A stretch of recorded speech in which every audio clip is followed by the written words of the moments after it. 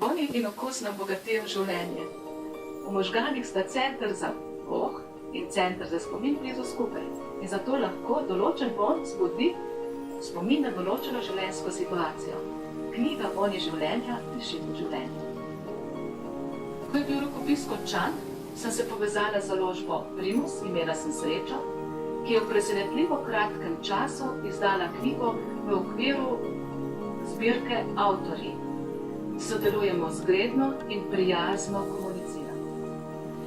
Vonji življenja je zbirka 14 kratkih zgodb. Življenje zdaj teče hitreje kot pred leti in nimamo več časa prebirati dolgih romanov. Zgodbe so iz vsakdanjega življenja in govorijo o navadnih ljudeh. Iz njih veje strpnost, optimizem in človeška bližina.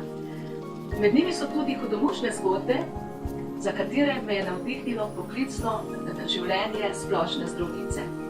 V upanju, da je iz zgodb zaznati tudi terapevtski učinek, želim vsem bralcem prijetno branje.